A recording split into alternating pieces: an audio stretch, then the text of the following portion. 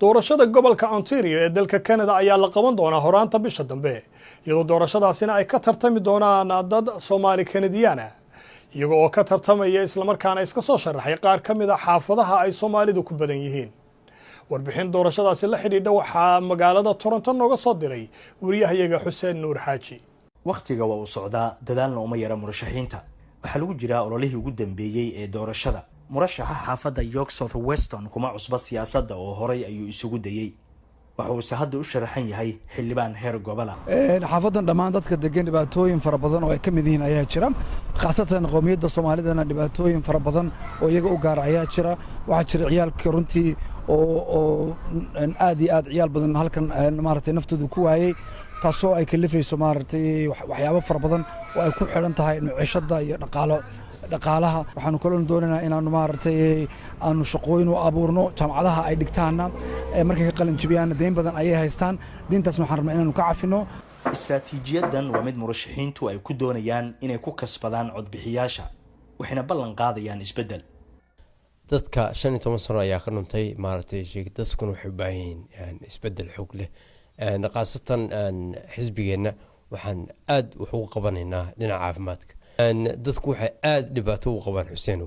korontada oo qaali ku ah macna xisbigan hadii aan ku guuleysano boqolkiiba 30 yaan dadka ka dhimaynaa biilka loo soo diro korontada midda kale Xuseeno waxa aad u jirta oo maartay sheegeen Ethiopia North dhibaatada ka jirta waxay tahay sheegeen guryaha oo maartay qaali ah oo maartay sheeg dadku aysan bixin karin markii ugu horeysay oo murashaxiin Soomaali ah ay u tartamayaan xildhibaannimada gobolka Ontario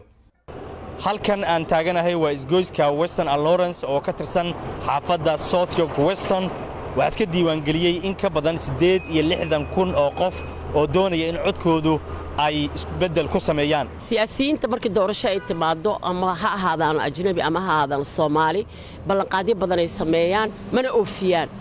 marka annaga waa yeela hadaan nahay waxa danteena noogu jirta inuu soo baxo qof Soomaaliya oo aan afkeena garanayo oo aan la hadli karno oo gacan nagu siin karo waxyaalaha aan u baahanahay oo aan u baahnayn in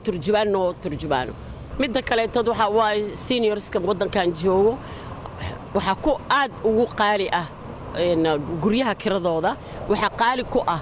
maciishadii waxa qaali ku ah waxyaalaha ay u baahan yihiin inay maaragtay raadsadaan dhalinyaradii oo dhibaatooyin badan haysto waa yeeladii oo dhibaatooyin badan haysato marka qofka Soomaaliga waa qofku fahmaayo oo wax kula qaban karo oo wax ku dadaali karo